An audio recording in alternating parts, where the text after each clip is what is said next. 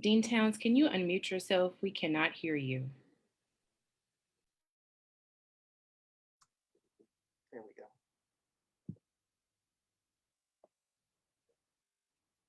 I'll start again. Sorry, everyone. Good evening. My name is Emily Towns, and I'm Dean of Vanderbilt Divinity School. On behalf of the Divinity School and the university, welcome to this year's Cole Lecture. This lectureship was established in 1893 by Colonel E.W. Cole of Nashville to bring distinguished lecturers to the campus in, quote, defense and advocacy of the Christian religion, close quote. As we have now turned into the 21st century, we are broadening this once again to include engagement, conversation, and even shared deliberation that Christian traditions might share with other faith traditions.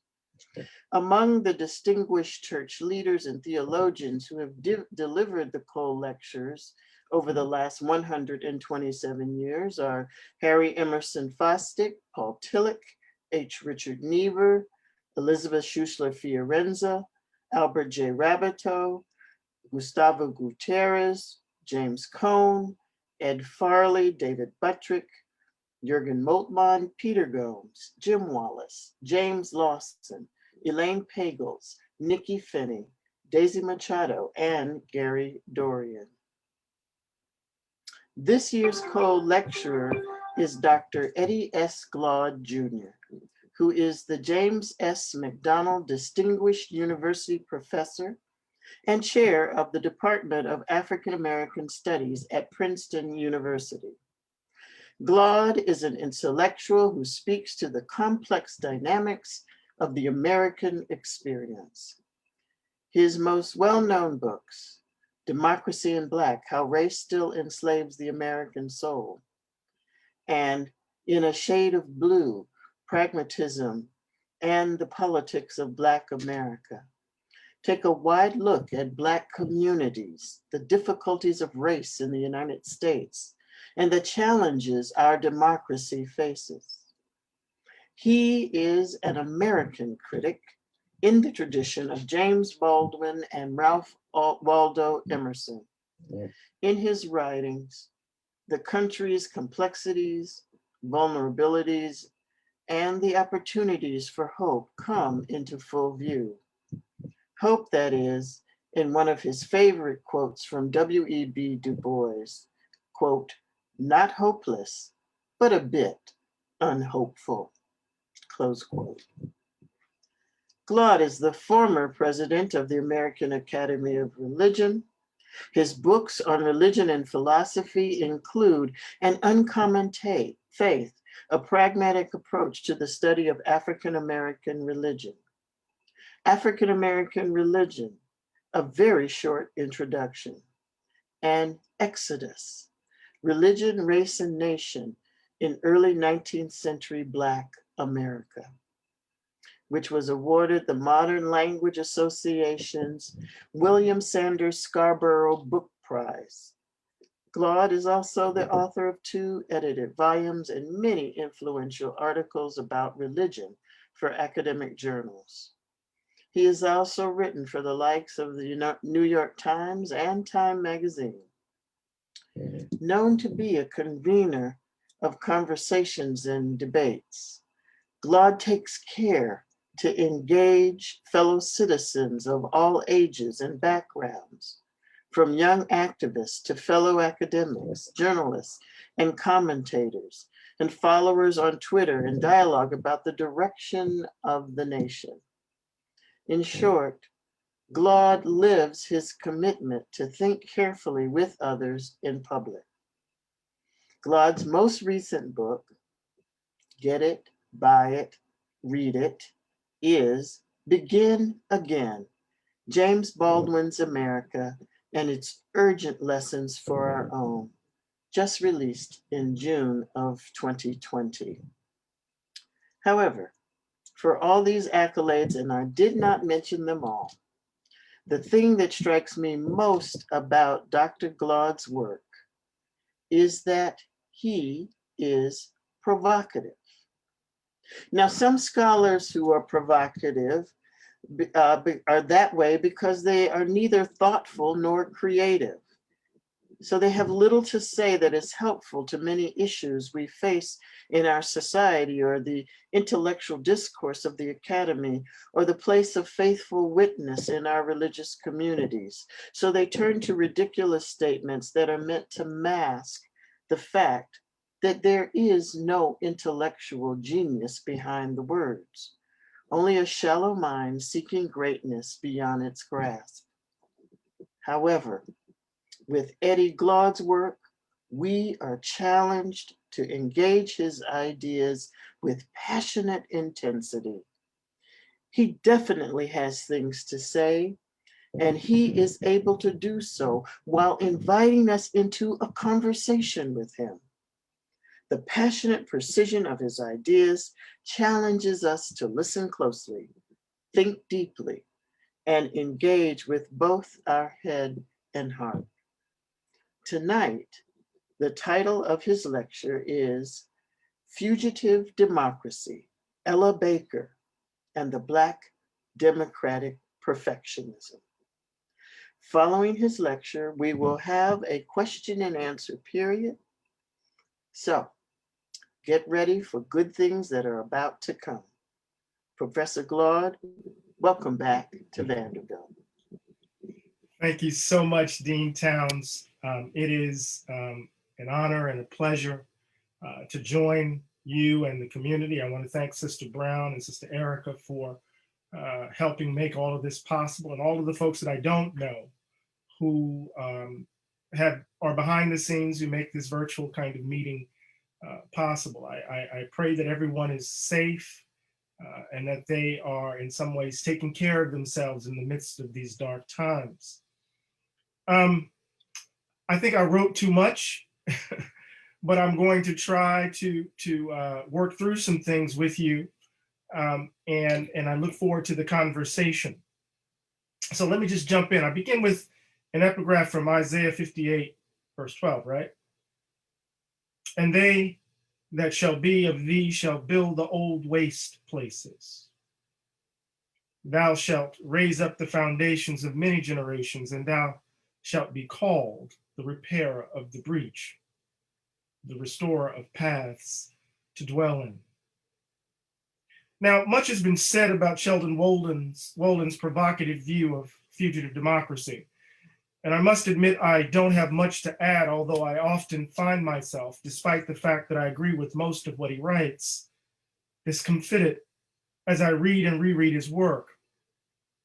Perhaps it will be in that uncomfortable space, one made so, among other things, by his remarkable and disappointing silences, that I might be able to contribute something distinctive to this conversation. Wolden views democracy as something other than a form of government, quote, as a mode of being which is conditioned by bitter experience, doomed to succeed only temporarily, but is a recurrent possibility as long as memory of the political survives. Memory here refers to the invocation of efforts by everyday ordinary citizens joined together in pursuit of commonly shared ends. Or to put the point more directly, diverse individuals finding moments of commonality, however brief, to act together, quote, to promote or protect the well-being of the collectivity. Such moments are increasingly rare. Our recollection and invocation of them become all the more important, for Wolden tells a dark story of loss as corporatist superpower saturates, distorts our ways of living, where deep and persistent inequalities of power, status, and income cast our fellows into the shadows and keep them there as ideas of disposable people become as commonplace as the Walmarts who may hire them or the prisons that may house them. Here, government divests of its welfare function and expands its policing function. Political economy dominates. His is a story where, quote unquote, citizens give way to, quote unquote, nervous subjects or imperial subjects who are depoliticized and passive, where an inverted regime, quote, promotes a sense of weakness, collective futility that culminates in the erosion of democratic faith, in political apathy, and the privatization of the self. And I might add, the privatization of social misery. In some ways, we're living in the consequence of this vision. In this context, for Wolin at least, democracy is episodic and rare, a moment, quote, of experience, a crystallized response to deeply felt grievances or needs on the part of those whose main preoccupation is to scratch out a decent existence. Its moment is not just a measure of fleeting time, but an action that protests actualities and reveals possibilities, end quote. One might think of Wolin's view of democracy as a kind of political hierophany, without the theological baggage of Mircea Eliade, of course, an eruption of democratic energies that, quote, activates the demos and destroys the boundaries that bar access to political experience, end quote. Democracy, in Wolin's hands, unsettles, destabilizes, and redraws boundaries, revealing, if only for a moment, that ordinary individuals are, quote, capable of creating new cultural patterns of commonality at any moment, end quote. These aren't unencumbered selves, but persons formed and shaped within particular geographies and by the myriad things they do in the worlds they inhabit. Who these ordinary people take themselves to be is deeply bound up with the complicated and often menacing histories that shape how they see the world and understand themselves. Their identities are always located in some place and time. They are not, quote, abstract, disconnected bearers of rights, privileges, and immunities, end quote, but rather living, breathing persons with joys and wounded attachments. Persons who, quote, draw sustenance from circumscribed relationships, family, friends, church, neighborhood, workplace, community, town, city, end quote. As James Baldwin writes, and I invoke him here with a bit of irony, quote, the great force of history comes from the fact that we carry it within us, are unconsciously controlled by it in many ways, and history is literally present in all that we do. It could scarcely be otherwise, since it is to history that we owe our own frames of reference, our identities, and our aspirations, end quote. When despite their particularities, these historically situated individuals act together to imagine and enact new possibilities, they experience what Wolin says or calls as a democratic moment and contribute to the discovery, care, and tending of a commonality of shared experience or concerns. The political lives, although commonality remains what Wolin says or describes as fugitive and impermanent. Fugitive and impermanent. Now, constitutionalism and representational forms, according to Wolin, attenuate and arrest democracy. I'm trying to get somewhere. I'm getting to Ella Baker, but I want to lay out Wolin's argument as clearly as I can because I'm trying to make an intervention here. Constitutionalism and representational forms attenuate and arrest democracy, according to Wolin. Institutionalization, quote, tends to produce internal hierarchies, to restrict experience, to associate political experience with institutional experience. Both contain and constrain democratic energy. As Wolin writes, quote, instead of a conception of democracy as indistinguishable from its constitution, I propose accepting the familiar charges that democracy is inherently unstable, inclined toward anarchy, and identified with revolution, and using these traits as the basis for a different, a-constitutional conception of democracy. The object of the political hierophany, then, that is democracy, ought not be to seize the state apparatus, for democracy might best be understood as the idea and practical practice of rational disorganization against formal institutions and power structures. Let me say that again. The object of political hierophany, that is democracy, ought not be to seize the state apparatus, for democracy might best be understood as the idea and practice of rational disorganization against formal institutions and power structures, but rather to contribute to what Wolin calls a revitalized localism, where the details of our daily lives with others and the memory of those efforts from a distant past, this is Wolin's archaism, call us to join with our fellows in efforts to secure goods for ourselves, for those we hold dear, and for generations to come. Together, we not only have the capacity to imagine a better world right where we currently stand, we have the ability to act collectively to make that world a reality through civic action, however fleeting. Now, I don't want to pretend to have captured the full complexity of Wolin's position here. His view is far more complicated than what I've presented, and I've made no attempt to engage his expansive and imaginative readings of a dizzying array of philosophers and political theorists, both ancient and modern. Much of those details go beyond the scope of this talk. But I should note that there have been interesting criticisms of Wolin's view of fugitive democracy.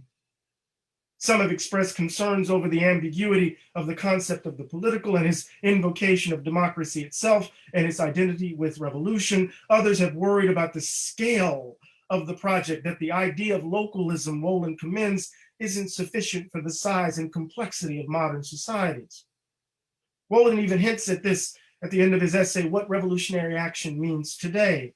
He writes, quote, while it is of the utmost importance that Democrats support and encourage political activity at the grassroots level, it is equally necessary that the political limitations of such activity be recognized. It is politically incomplete, he writes. This is because the localism that is the strength of grassroots organization is also their limitation. There are major problems in our society that are general in nature and necessitate modes of vision and action that are comprehensive rather than parochial. And there are historical legacies of wrong and unfairness that will never be confronted and may even be exacerbated by exclusive concern with what he says are backyard politics, what he describes as backyard politics, end quote. Now, of course, this raises the question of how can democracy be both local and national, and what might be the role, if any, of representational democracy in the face of such complexity. It's difficult to imagine what the answer might be for the latter, given Wolin's account of how representation disorganizes democratic energy. You know, it's like what it means when Black folk are mobilized at the grassroots level. They direct all their energy to electing a politician. The politician wins, and that victory then disorganizes all of those grassroots efforts. That's what he's trying to refer to. For some, the scale of modern societies warrant the intervention of the state, not simply for imposing order and producing internal hierarchies, but to improve the lives of millions who might otherwise be vulnerable, precisely because they live in close proximity to others who conspire to do them harm. W.B. Du Bois's voicing of the contradiction, exemplified by the controversy around the Freedmen's Bureau and the souls of Black folk, helps me understand this tension. Du Bois writes, the champions of the bill argued that the strengthening of the Freedmen's Bureau was still a military necessity, that it was needed for the proper carrying out of the 13th Amendment. The opponents of the measure, that is the Freedmen's Bureau bill, right, declared that the war was over and the necessity for war measures passed, that the Bureau, by reason of its extraordinary powers, was clearly unconstitutional in time of peace and was destined to irritate the South and pauperize the freedmen at a final cost of possibly of hundreds of millions. Du Bois goes on to write, these two arguments were unanswered and indeed unanswerable. The one, that the extraordinary powers of the Bureau threaten the civil rights of all citizens, and the other, that the government must have the power to do what manifestly must be done, and that present abandonment of the freedmen meant their practical re-enslavement, end quote. Now, Wolin's vision would not resolve this problematic. In fact, at least according to some, his idea of democracy would exacerbate it. To be fair, Wolin acknowledges in a number of different places this particular problem, that the local is often rife with quote unquote bigoted, provincial, myopic, and anti-intellectual forces. The problem is that he just doesn't linger there very long. Now, lastly, some critics worry that Wolin's view of democracy as fugitive, as fleeting and episodic, resigns us, quote, to a state of affairs in which we suffer under the weight of inevitable domination. Democratic energies predictably subside, and we are left with the nastiness of life as it is, only nominally changed. One wonders how this bleak view, what my colleague Jeffrey Stout describes as the spirit of spiritless creatures, inspires ordinary people to resist. That Wolin's darkness in the end consumes his radical democratic vision. And his invocation of Hamlet, that darkest of Shakespeare's characters, says it all. Now, I should say that I think Wolin has the resources to respond to his critics, but I'm not interested in vindicating his account here. Instead, I want to push toward a different kind of criticism, one that evades what some see as, quote, his distaste for assuming the responsibilities of governance, right? His critique of representational democracy, or his somber, despairing view of democracy's chances, that spirit of spiritless creatures, and instead direct our attention to what I take to be the nagging absence in his account. Namely, that is the absence of a sustained treatment of white supremacy and the actual fugitives it created. There is something terribly familiar about Wolin's account of fugitive democracy. Not so much in his appeal to 5th century Athens. I've always been struck by the need, at least on the part of some white American thinkers, to reach for a distant past for examples of the world they commend to us. Stanley Hauerwas directed our attention to early Christians, if you recall. Wolin to Athens. Both run past the Black folk right in front of their faces. After all, invisibility has been a hallmark of our presence in politics and in letters. But when Wolin describes fugitive democracy, quote, as a mode of being which is conditioned by bitter experience, end quote. Look at that definition. A mode of being which is conditioned by bitter experience as something, quote, doomed to succeed only temporarily, but is a recurrent possibility, quote, as a moment of experience, a crystallized response to deeply felt grievances or needs on the part of those whose main preoccupation is to scratch out a decent existence, end quote. When he sees democratic action beginning with, quote, the demos constructing, collecting itself from scattered experiences and fusing these into a self-consciousness about common powerlessness and its causes, as created from a shared realization that powerlessness comes from being shut out of the councils where power's authority is located, end quote. When he says without flinching that democracy escapes form and ought to be understood instead as, quote unquote, standing opposition, Wolin, in these moments of apparent despair and ever encroaching darkness, sounds a lot like these Black folk on the underside of the American political project who dared to imagine a democratic future for themselves, for those they hold dear, and for future generations. Throughout his body of work, Wolin acknowledges, of course, the realities of American racism and the influence of the civil rights movement on his political theory. But neither, and I may be wrong here, but neither takes center stage in his theorizing of the political. The civil rights movement serves as an example of collective action that gathers its power from outside the system, but it does not rise to the level of sustained theoretical reflection. All too often, and this perhaps is a bit too harsh, when Wolin engages the issue directly, he slips into a kind of sentimentality about the evil of the institution of slavery or the moral failings of those who embraced it, only to point beyond the deadly fact of its presence in American life. And here I'm thinking about his engagement with the Three Races chapter in de Tocqueville's Democracy in America. White supremacy, whiteness, never comes into view theoretically for Sheldon Wolin. Now, in her book, Theorizing Race in the Americas, Juliet Hooker argues, among other things, that rethinking fugitive democracy in light of the experience of fugitive slaves and ex-slaves extends and sharpens the concept, as she says. She turns to Frederick Douglass, particularly his famous address, What to the Slave is the 4th of July in 1852, and his autobiographies to complicate the idea of who the democratic citizen is and who she can be. These persons stood betwixt and between. They lived, in effect, in the breach. And for Hooker, that political experience enabled the development of what she calls, quote, enhanced democratic subjectivities, because their experience of the democratic more closely maps onto his episodic and insurgent character, end quote. For the Black fugitive in the breach constituted an outsider status, quote, as they repudiated both the law and the state that enacted the law. Here, Hooker identifies two constitutive features of Black fugitivity that complicate and deepen Wolin's view.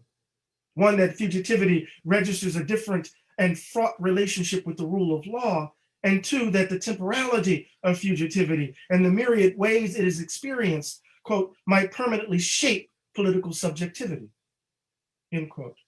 In both instances, the idea of fugitive democracy is understood at a different register. Think, for example, of the moment in Wolin's Tocqueville Between Two Worlds.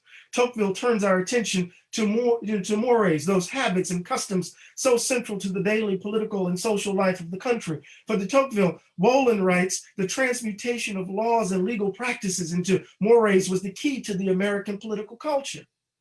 Quote, I hope y'all are being patient with me. I'm trying to work through something here. I'm sorry to tax your patience. Tocqueville's favorite example of the power of mores was the circulation throughout society of the legal culture represented by lawyers, judges, and the jury system. Public men in America, Tocqueville explained, are typically lawyers and naturally apply legal habits and turn of mind to public affairs. At the same time, he goes on to write, most ordinary Americans have experienced jury service and by means of that free school have become accustomed to legal language and adopted it as a sort of popular language. The juristic spirit born within schools and courts is diffused little by little beyond their confines. It infiltrates the whole society, descending into the lowest ranks till finally the whole people have contracted some of the habits and tastes of the magistrate. Huh. He hasn't experienced the Billy Club, I take it, or Philadelphia Bounce. But fugitives, as Hooker writes, and those who dare to resist the systems of racial exclusion that followed were in fact lawbreakers. In fact, the condition of slavery produced an incredibly, as Hooker writes, distorted relationship between the force of law and the political and moral right. Douglass would exploit this distortion in his 1852 address as he read the American Revolution as a violation of the law in the name of higher moral principles, and those who resisted slavery as exemplars of civic virtue. Hooker writes, quote, Douglass can be read as suggesting that revolutionary acts of resistance are constitutive to the praxis of democratic citizenship and reveal the permanent uneven reach of democracy and the rule of law as struggles to enlarge the demos are likely to be resisted and viewed as anything but lawful protest, end quote.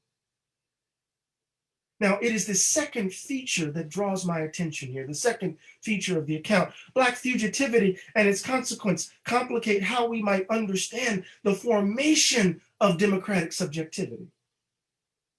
Douglass captures this in his autobiography as he discloses the precariousness of Black freedom. Quote, let him be a fugitive in a strange land, a land given up to be the hunting ground for slaveholders, whose inhabitants are legalized kidnappers, where he is every moment subjected to the terrible liability of being seized upon by his fellow men. I say, let him place himself in my situation among fellow men, yet feeling in the midst of wild beasts. I say, let him be placed in this most trying situation, the situation in which I was placed. Then, until then, will he fully appreciate the hardships of and know how to sympathize with the toil, worn and whipped, scarred fugitive slave. Let him place himself in my situation, among fellow men, yet feeling in the midst of wild beasts. Here, Douglas anticipates Henry David Thoreau's insistence in Walden on the miracle of, quote, looking through each other's eyes just for an instant, end quote. Douglas makes clear that it is within this haunting context that the Black fugitive has to freedom dream, a context that is the result, and this cannot be denied without succumbing to an arresting illusion of the unspeakable doings of white folks, of living, quote, in the midst of wild beasts. The kinds of persons that come into being here, bathed in an intimate experience with precarity because of the nastiness of white folks who can, as Toni Morrison writes, dirty you on the inside, dramatically affect how democracy is imagined and enacted. That imagining begins with the unsettling assumption that the value gap, this belief that white people matter more than others, and the racial habits and lies that sustain it, that give it life, have constrained the reach of our concerns and of who is considered worthy, and have stood in the way of our being together since the country's inception. What does it mean for Wolin to ignore this? In Democracy in Black, I maintain implicitly at least, that the value gap deforms our characters and blocks the development of the kinds of dispositions that democracy requires. Racial habits are the ways we live the belief that white people are more valued than others. They are the things we do without thinking that sustain the value gap. We learn racial habits then not by way of overt racism, but through the details of our daily life in a country whose mores and built environment have been and continues to be fundamentally shaped by race matters. Dispositions matter, character matters. Wolin argues in The People's Two Bodies that two different conceptions of collective identity, of power, and of the terms of power have animated the American political tradition. One, the body politic, emphasizes the active capacities of the people rooted in democratic energies as they reject an established mode of authority, and the other, a political economy, is primarily economic and anti-democratic, aimed at changing democratic citizens into beings disposed to render obedience to the federal government's authority. Both emerge out of an attempt to answer the question about who we are as a people, about political identity. This is shaped, Wolin maintains, by the ways a society chooses to generate power and to exercise it. I'm quoting him, and I'm gonna skip some stuff so I can get to the Ella Baker piece before I tax your attention too much here. The historical project of most societies, Wolin writes, including our own, is to shape its members so that they do more than obey or submit. They become disposed, inclined in such a way that political authorities can count on their active support most of the time. These dispositions have to be cultivated if power is to be generated and continuously available. Power depends importantly on an historical accumulation of dispositions, he writes. But dispositions are not something so trite as learned behavior. They are inscribed demands of the kind that the village laborer had to learn in the factories and slums. Power is not therefore an exchange or a transaction, but an exaction, an exaction. It is had on terms that exact over time and become cumulative. The working of the terms of power determines the political identity of the collective, he writes. But Wolin fails to note, and I find this baffling given his attention to most matters, that what connects the two bodies, one based in the Declaration of Independence, its charter, the Articles of Confederation, and the other in the vision of Hamilton and Madison, is the distorting and deforming effects of the belief that white people matter more than others. Dispositions are being formed and shaped over time, historically accumulated, that produce an idea of the people as decidedly and unashamedly white, with all the benefits and burdens that come with being so and not being so. Reminds me of Satchmo's question, what I do to be so black and blue. Now, closer attention to the democratic energies of Black striving certainly expose the way whiteness get in the way of Wolin's political vision. Right? And it is here that I want to turn in the last few minutes of my talk to the work of Ella Baker. Born in Norfolk, Virginia in 1903, Baker emerged as one of the leading minds of the Black freedom movement of the 20th century. She served as director of NAACP branches from 1943 into 1946, and while in New York, she co-founded In Friendship, which helped raise funds to fight against racial apartheid in the American South. In 1957, she helped organize the Southern Christian Leadership Conference and briefly served as its first executive director. And until her death in December of 1986, she worked tirelessly for a radical democratic vision. I'm most interested in her work with the Student Nonviolent Coordinating Committee, SNCC. In my view, her work with SNCC best illustrates what fugitive democracy looks like when Black people are at its center, or minimally taken seriously theoretically, and not just as example. On April 16, 1960, in Raleigh, North Carolina, at Shaw University, students who had participated in lunch counter sit-ins throughout the South gathered to found what would become the Student Nonviolent Coordinating Committee. The founding conference had been organized by Ella Baker, who was then the executive director of SCLC. She was a seasoned organizer who sought to bring Black student activists together to enable them, quote, to share experience gained in recent protests, demonstrations, and to help chart future goals for effective action, end quote. She would hold off attempts by Dr. King and others to absorb the energy of the students into established civil rights organizations and provide space for the voicing of a different kind of Black politics rooted in the democratic energy of young students who dared to challenge directly Jim Crow. Baker believed, and she enacted this belief in the very way she organized, that what the Black freedom struggle needed most, what America needed most, was, quote, the development of people who are interested not in being leaders as much as in developing leadership among other people, end quote. She had come to understand that the model of leadership represented by Dr. King and the gaggle of preachers around him inclined people to a kind of hero worship, which blinded them to their own capacities and responsibilities. Baker voiced then a deep-seated suspicion of the work of charismatic leadership, although she was charismatic herself, right, in so many ways. But to be, let me say that differently. She voiced a deep-seated suspicion of the work of charismatic leadership, not to deny its productive potential, but to be mindful of how charisma can short-circuit democratic energies. Quote, instead of the leader as a person who is supposed to be a magic man, she argued, you could develop individuals bound together by a concept that benefited the larger numbers and provided an opportunity for them to grow into being responsible for carrying out a program, end quote.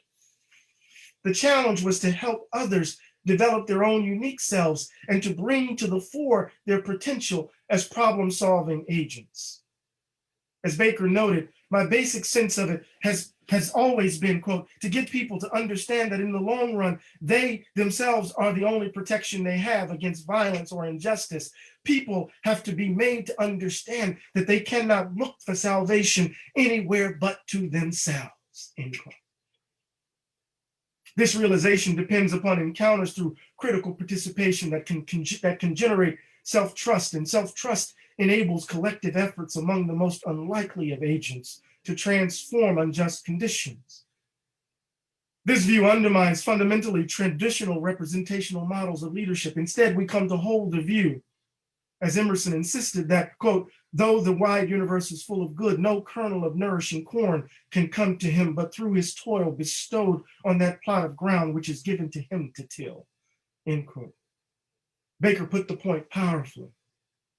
In political life, she says, I've always felt it was a handicap for oppressed people to depend so largely upon a leader. Because unfortunately in our culture, the charismatic leader usually becomes a leader because he has found a spot in the public limelight. It usually means he has been touted through the public media, which means that the media made him and the media may undo him. There is also the danger in our culture that because a person is called upon to give public statements and is acclaimed by the establishment, such a person gets to the point of believing that he is the movement. Such people get so involved with playing the game of being important that they exhaust themselves and their time and they don't do the work of actually organizing people, end quote. My Lord, my Lord. Our attention must turn from the benefits of representation towards the cultivation of dispositions requisite for genuine democratic life. For Baker, each of us has a moral imagination. Each of us can, in fact, no matter our material circumstances, engage in reflective efforts to reach beyond the challenges, constraints of the current moment, and to grasp undisclosed opportunities that can, without guarantee, fundamentally upend the order of things and make possible new ideals and ends. All we need, and this is not always self-evident, all we need is ourselves. At least this is how I understand Baker's famous dictum: strong people don't need strong leaders. The cultivation of self-trust resulting in a robust sense of individuality within community becomes the basis for democratic collective action, and she commends this view for those least accorded this capacity. Black sharecroppers in Mississippi, for example, right? Of course, Barbara Ramsby notes, quote, Baker never wrote an organized manual or ideological treatise. Her theory was literally inscribed in her daily work or practice. But to my mind, this is precisely the strength of Miss Baker's view.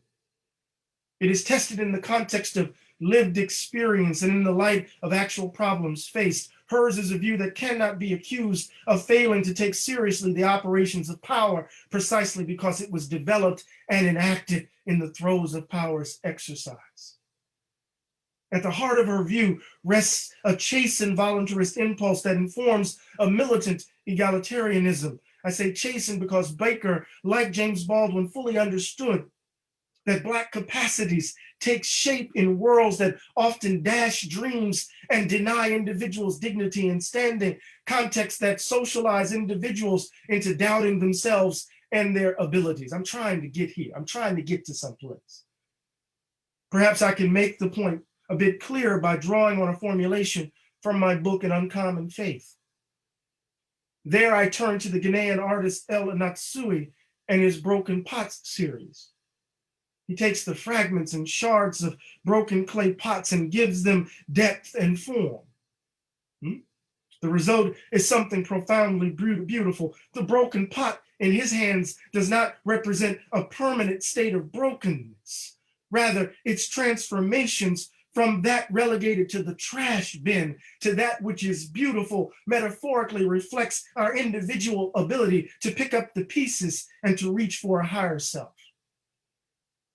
As Olu Agwibe puts it, quote, leak as we may, we nevertheless continue to mend, end quote. I love that phrase. Here, wholeness is not the objective. Our original form is forever in abeyance. Instead, at the moment of the transformational wound, a different way of being in the world is made possible. And it is within this space of brokenness we make ourselves and the world anew. A kind of Black democratic perfectionism that begins with brokenness. Here one refuses to view wound and brokenness as a permanent, fixed state and aspires instead to something more, where a relentless faith in the possible evidences itself in a radical disposition toward the world as it is, toward those who will do anything to keep it that way, and in the service of the world as it could be. Baker's is not a view of Promethean powers deployed in a romantic act of self-creation. Instead, hers is a jazz-inflected view that the very reach for a higher self entails a struggle not simply with the dangers of conformity, but with the conditions that block the way to our understanding of who we can be and what we're capable of. The primacy of human will and practice remains, but shadowed by the persistence of evils that often frustrate our self-realization. How can you talk about American democracy, Roland, and not deal with these people? To deal with their experience of fugitivity and the ways in which they imagine a self, a higher self, how they're reaching for a higher self in light of a condition of brokenness, in light of the reality of fugitivity. The task, according to my reading of Baker, is to develop one's unique talents within community and to understand those talents as gifts capable of transforming the circumstances of one's living. Baker insists on the value of each human being and their ability, if acknowledged and cultivated, to contribute to making a better world. This is not a position of an undifferentiated mass. It is a naturalized understanding of the dignity and worth of each individual and the sanctity of their capacity to do good. As Baker's practice involved efforts to select future experience with the understanding of the possibility of error when we act. Nothing is settled beforehand. And what is required is a willingness to experiment, to tinker, with the understanding that the future is always implicated in the present. In this light, ideals are pursued in the context of a receptive practice close to the ground. Ms. Baker encouraged listening and adjusting and adapting in the pursuit of collectively shared ends.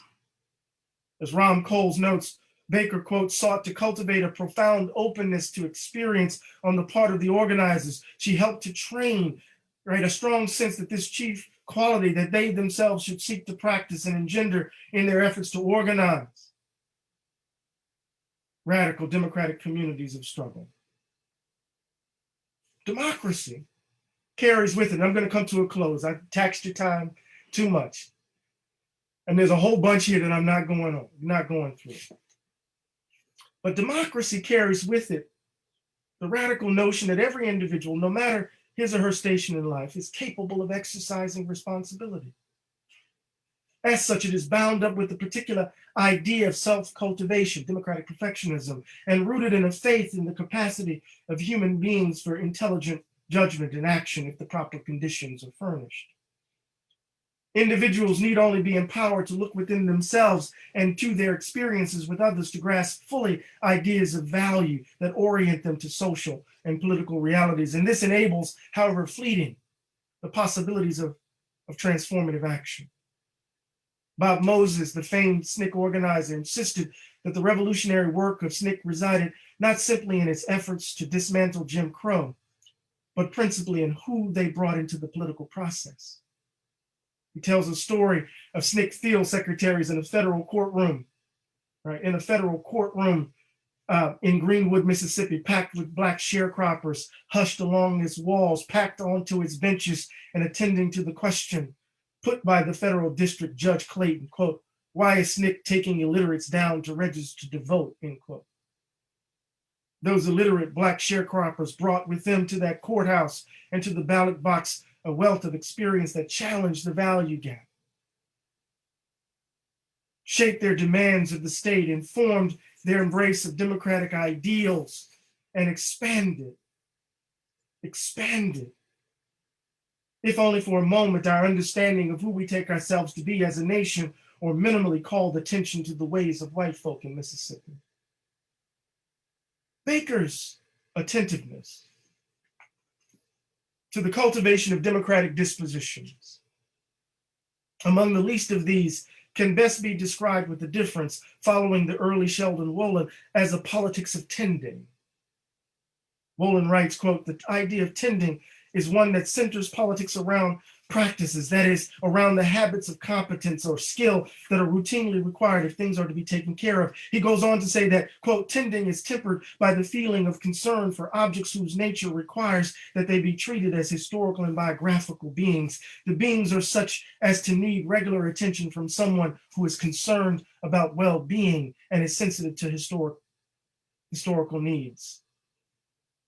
Imagination as an act of sympathy is central to the politics of tending, in that it opens us up to the wounds and joys of others, enables habit formation that affirms the dignity of our fellows, and encourages a willingness to embrace those receptive practices of listening and of being still as critical features of a mode of democratic struggle. Tending then gathers politics around rooted, knotted practices, doings, and sufferings that evidence habits and dispositions forged over a life lived.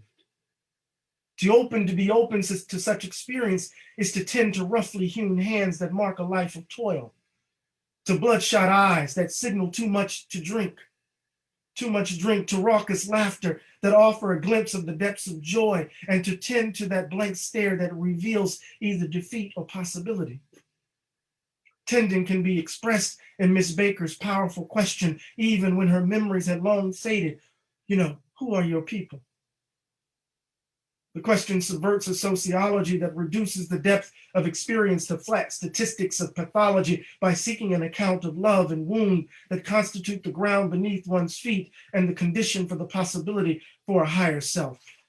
Sheldon Rowland's idea of fugitive democracy is profoundly incomplete, precisely because he refuses to engage at the level of theory with the very folk who had to bear the brunt of inverted totalitarianism, the very folk who had to bear the brunt of white supremacy's cruelty. Baker understood what fugitive democracy meant profoundly. Like Wolin, she advocated for and enacted the development of democratic practices at the local level, informed by the historicity of place and the complexity of the actors involved. Unlike Wolin, her view required confronting the ugliness and evils of the people. What comes into view here is not simply the operations of state power, but the formation of particular kinds of racialized subjects in confrontation with the operations of power. To insist on the capacities and responsibilities of everyday ordinary Black people, to urge that they reach for a higher self under conditions of capture, is to give democratic perfectionism a radical inflection. For Wolin, democracy requires that the experience of justice and injustice serve as moments for the demos to think, to reflect, to construct themselves as actors. For Baker, such moments occasion an opportunity to expand the very idea of who matters in the demos, to make it swing. And in the context of struggles with others, an occasion to construct a vision of ourselves apart from the distorting effects of the belief that white people matter more than others. That's a lot. I appreciate you. Thank you so much. That's too much. All right, I'm done.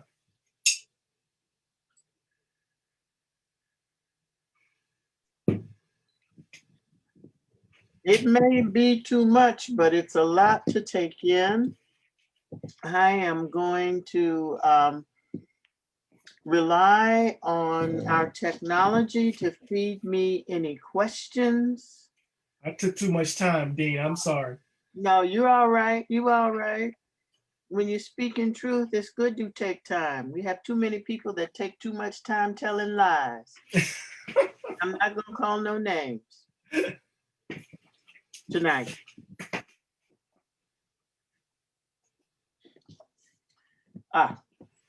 First question. What is the potential relationship between Black nationalism and Black democratic fugitivity? Well, this is a really interesting point, right? Because Black nationalism, we need to understand that as a very complex category that with a number of different political projects that fall under its description. But Black nationalism fundamentally begins with a set of assumptions about the failure of the state vis-a-vis Black folk. That the state, that the American nation state has revealed itself as, in fact, a racial state, to use David Theo Goldberg's language.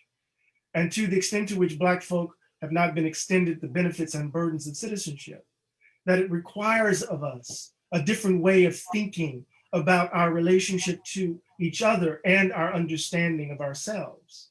So there's a sense in which one way in which Black fugitivity can be thought of as providing the ground for a whole host of racial projects that will emerge out of it, right? It could very well take the form of Black folk, a particular kind of political subjectivity that seeks a state of its own.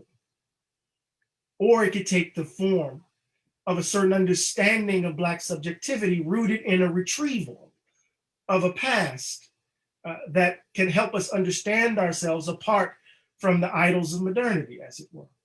So I think there's an intimate relationship here. What I've done is emphasize what I'm calling this Black democratic perfectionist tradition, because I think what Miss Baker is doing is insisting on, right, the capacities of Black folk when they understand themselves in particular sorts of ways, reaching for a higher self as a ground for a kind of democratic energy, a ground for a certain kind of democratic politics.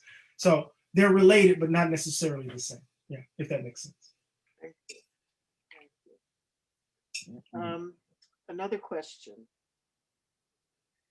How can theology, particularly in the Black tradition, help further conceptualize this fugitivity? Mm, Mm, mm. Well, part of what we have to do is to figure out. I'm making a particular kind of theological intervention, or what may very well be thought of as a theological intervention, in the very ways in which I'm thinking about brokenness in relation to wholeness. And what I mean by this is that our original form is forever in abeyance. I use that line, that we can never retrieve it. It's the broken pot. Once it's broken, even when you stitch it together, you try to glue it back together, you can still see the cracks. Wholeness, the aspiration for wholeness, can get you in a whole lot of trouble.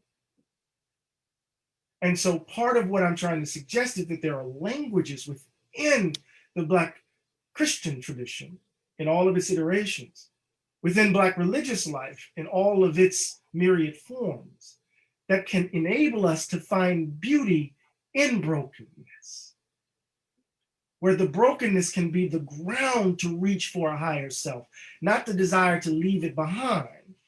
There's a quotation, and this is me in some ways fighting with Toni Morrison, right? There's this line, let me find the footnote right here that I'm trying to grapple with. It's in an interview in the Conversations with Toni Morrison, that edited volume. And Morrison is talking about the child that is always left behind, somebody that's not been picked up, right? Trying to say that what does it mean to live in a world where that happens on a regular basis, where somebody's left behind? How does one even imagine wholeness in that context? And I'm saying to her, right, at using that moment in Song of Solomon, sometimes you got to leave some shit behind in order to fly. And that's wholeness. And I think theology can help us think about brokenness, right, in a rich and thick way, as the ground for imagining a different kind of self, if that makes sense. yeah, it does. What it reminds me of is the fact, for those folk who are in liturgical traditions where depending on what you call it, the Eucharist, the Lord's Supper, communion, in that rite, you can't get to wholeness unless you break the bread. It means you have to break it. We have to come in pieces in order to move forward. So I do think there's some resonances within, if folks could just think about the ways in which our own sort of local theologies come to play very clearly. And I think, that's where I read Baker coming from, the local. Oh, absolutely. I skipped a whole section on what I call her network democratic localism.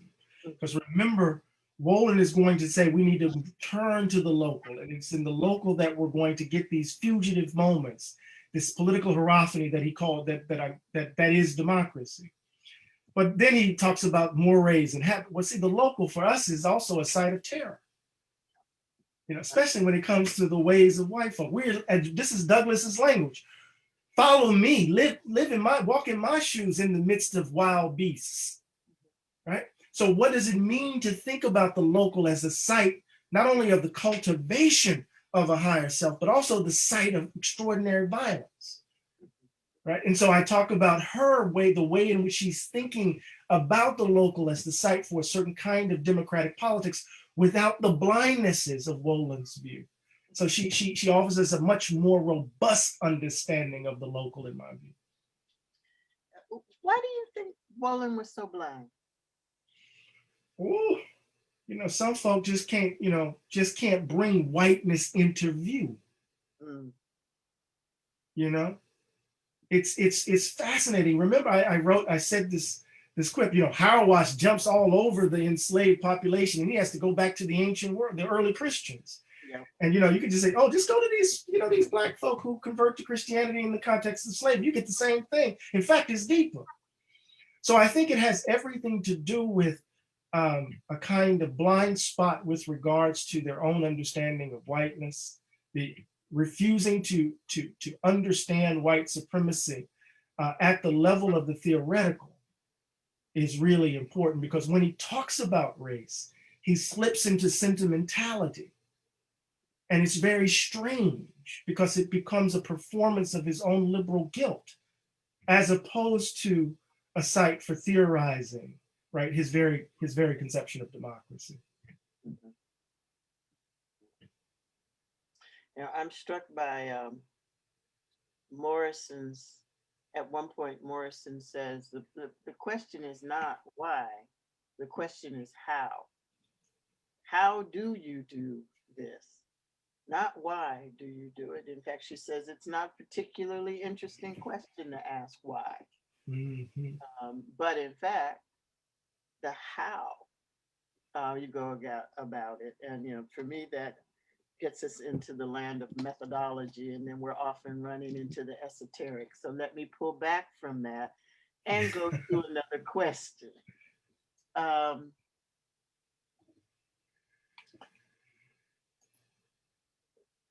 in your book, Democracy in Black, you articulate the need for a revolution of values.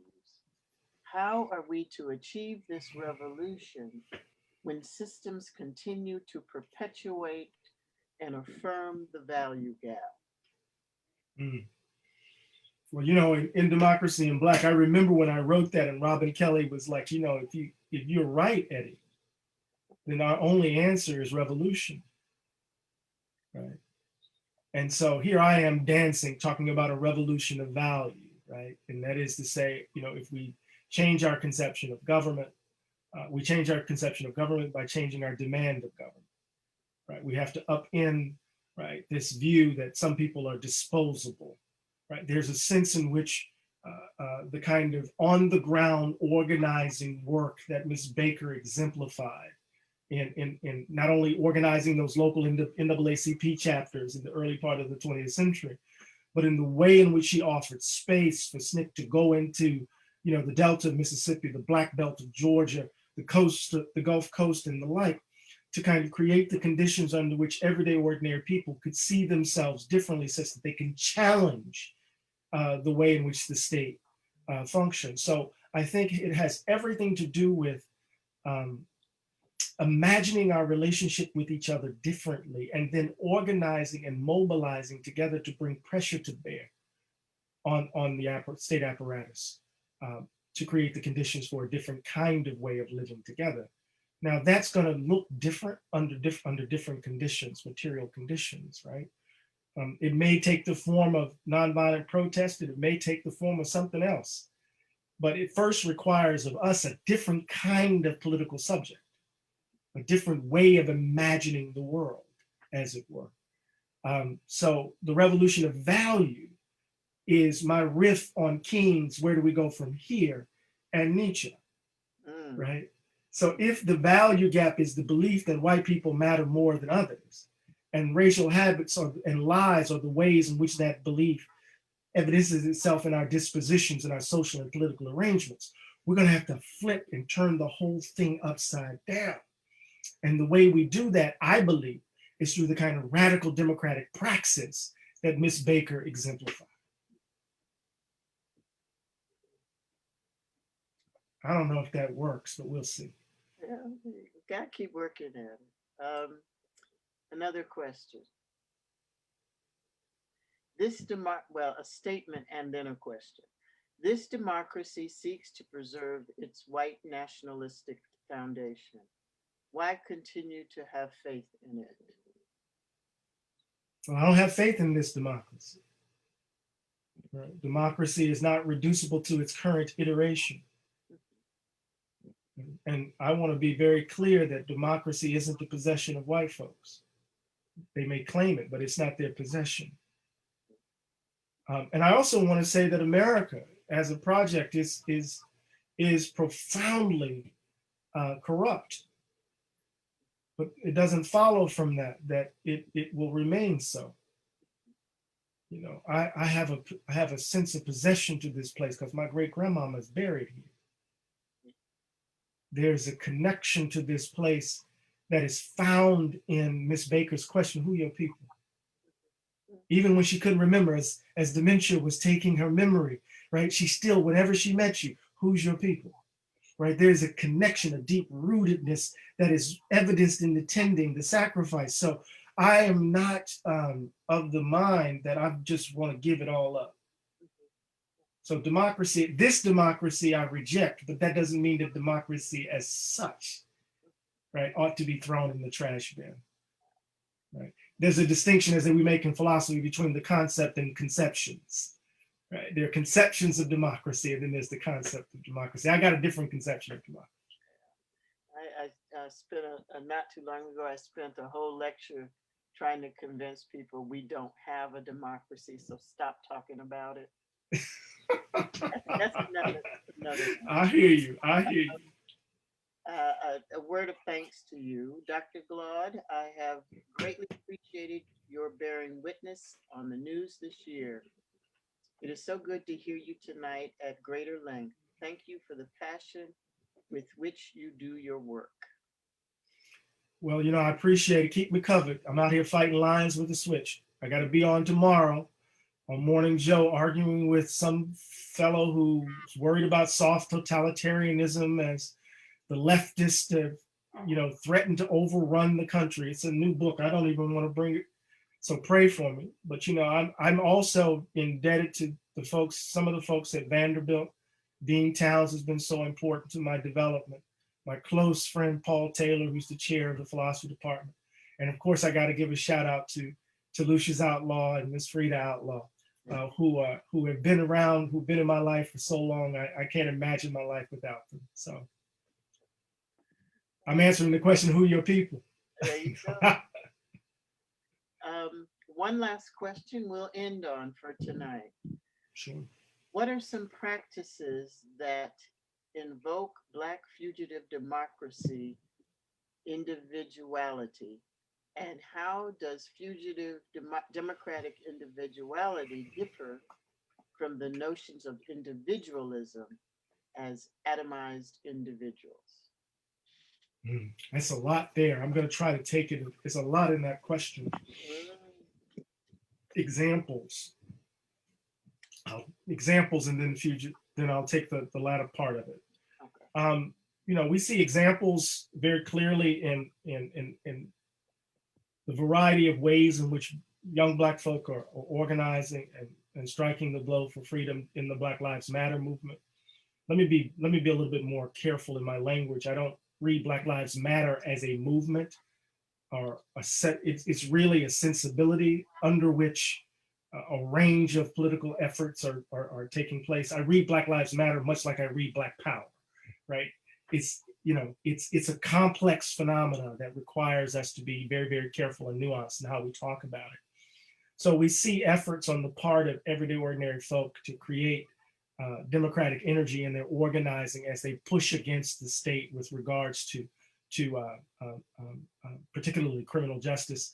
I just love the fact that we have in our language and our vocabulary now defunding the police and abolitionism with regards to prisons. You know, many people thought that was a fringe vocabulary. Now it has entered into the mainstream, and it has everything to do with right kind of organizing that comes out of this fugitive space.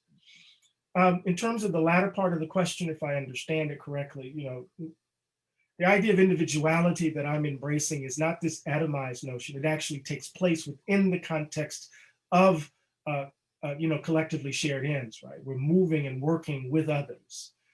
That this sense of individual comes into being in our communion with others. You know, and it's this wonderful formulation that I get out of James Baldwin, right? When Baldwin says when we step outside of the expectations of white folk, when we step outside of the orbit of their expectations, we're talking revolution. So the insistence on a certain kind of Black individuality in fact has revolutionary implications for disrupting certain understandings of Black people as such. So an insistence on our uniqueness, on our distinctiveness, on the power of your and my efforts to reach for a higher self, right, is disruptive of a certain kind of racial logic that seeks to reduce us to some undifferentiated mass, right? In fact, to view my life as a canvas upon which to create art, I take it to be in part a revolutionary act. That is a powerful way to end this evening. Let me just say one last thing on behalf of the Divinity School. Every year we produce a poster um, for the Cole lecture. And at this point in the evening, I would get up and pull the poster out. It's framed. It's so good too. And it's handed to you. Uh, Instead, we're just going to send it to you. So keep on the lookout for it. It's one of my favorite posters for the Cole lecture, and we've had some stupendous ones in years past. But thank you so much, Eddie. It's been so good to hear you. Um, I say this only about a couple of other people. You're one of the smartest people I know. And I always learn. I always learn something. Even when I'm disagreeing with you, I learn something. And that, my friend, is the mark of a true scholar. Thank you. Thank you. Thank you Thank all you. for joining us, and stay tuned. We have the Herod lecture coming up in November, so keep an eye out and be careful. Take care of yourselves. Um, Masks, 6 feet, wash your hands, and stay away from people who don't have the good sense to do those things. Take care, all, and good night.